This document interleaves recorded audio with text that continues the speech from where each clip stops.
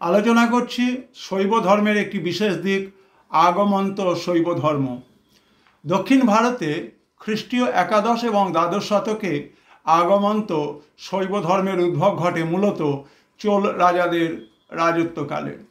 দ্বাদশ শতকে দেখা যায় চোল রাজারা আমাদের আগমন্ত শৈব ধর্ম বা অঘোর শৈব ধর্মের মতবাদের পৃষ্ঠপোষক ছিলেন। অঘোর শিবাচার্য, যিনি কিনা চোল রাজাদের পৃষ্ঠপোষকতা পেয়েছিলেন, তিনি ক্রিয়াকর্ম দোতনী নামের একটি বই লিখেছিলেন।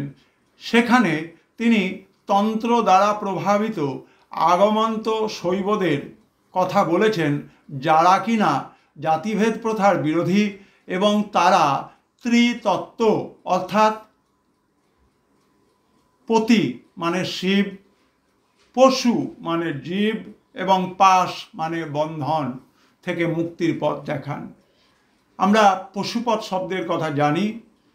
পথ মানে যিনি পতি থেকে এসেছে অর্থাৎ শিব, পশু মানে জীব এবং পাশ যিনি বন্ধন থেকে মুক্ত করেন।